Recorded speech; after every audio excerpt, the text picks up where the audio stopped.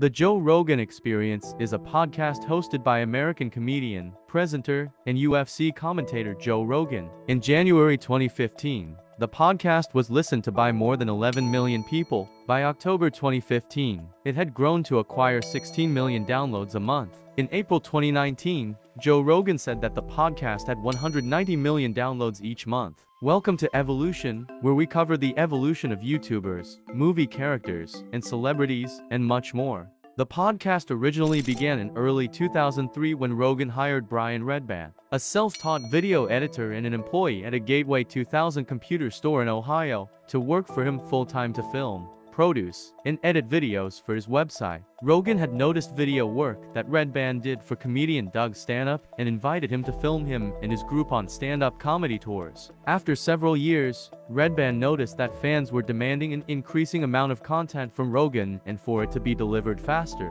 This prompted the two to seek new ways of quickening what was a lengthy editing process to make their website and content more interactive. Coupled with his interest in popular live video streaming services of the time, Redban wanted to do the same thing he was filming, but live, and set up live streams on Justin.tv from the green room at Rogan's various comedy gigs. After some time on Justin.tv, Rogan suggested the idea of hosting a live video stream with Redban from his home and interacting with fans in a chat room, with the audio portion released as a downloadable podcast. This moment was as if a light turned on inside Joe Rogan's head. The first episode aired live on December 24, 2009, which initially took the form of a weekly broadcast on a stream, with the pair sitting in front of laptops talking about random subjects. Much of the episode was dead air, with the hosts figuring out the equipment.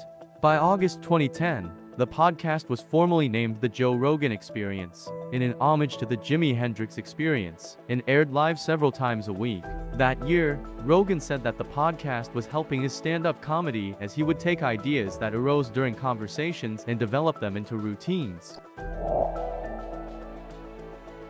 In January 2013, video episodes of the podcast started to be uploaded onto YouTube under the account Powerful JRE, and episodes were regularly achieving viewership in the hundred thousands to millions. Later in 2013, Redban started to reduce his time as the podcast's sole producer, as Rogan had increased the number of podcasts each week, and it got to the point where Rogan wanted to keep on going 6-7 hours, which became too much for him to handle alone. As a result, Jamie Vernon was hired as a second producer, initially to fill in as Redban's assistant, leaving Redban to produce roughly half of subsequent episodes. Originally, the podcast was recorded at Rogan's home in California. From November 24, 2011, some episodes were recorded at the Ice House Comedy Club in Pasadena, California, also known as the Death Squad Studios. Since November 27, 2012, the majority of episodes have been recorded in a private studio that Rogan acquired in Woodland Hills, Los Angeles. On May 19, 2020, Rogan announced that from September 2020, the Joe Rogan Experience would be available on Spotify in an exclusive licensing deal worth an estimated $100 million. Under the terms of the agreement, uploads of full episodes to YouTube continued until December 2020, then the podcast became exclusive to Spotify. Highlight clips are still uploaded to YouTube today. Rogan ensured that the podcast will remain the same format, with Spotify not having any creative control. On the day following Rogan's announcement, Spotify shares increased by 7%. The first new episode released on Spotify was number 1530 with comedian Duncan Trussel, which lasted for over 5 hours. After the podcast became available on Spotify on September 1st, people reported on social media that episodes with more controversial or far-right guests. A Spotify spokesperson said the episode was within its content guidelines. Rogan later clarified that the company had said nothing to him about plans to censor or editorialize the podcast. He also pointed to the abundance of song lyrics hosted on Spotify that some would consider offensive.